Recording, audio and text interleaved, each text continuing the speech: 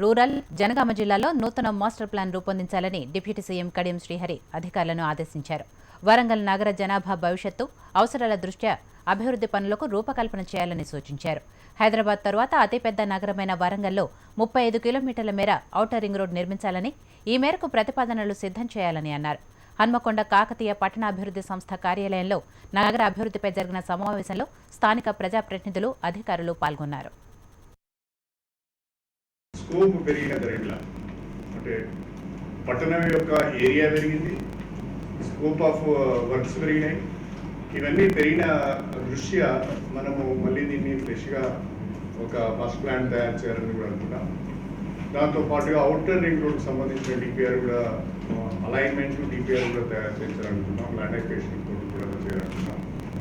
దీంతో పాటు ఇమ్మీడియట్గా పట్టణం పైన ఇంపాక్ట్ కనిపించడానికి కొన్ని జంక్షన్స్, సెలెక్టివ్ జంక్షన్స్ కొన్ని అయినా తీసుకొని జంక్షన్స్ కూడా డెవలప్ చేస్తే బాగుంటుంది.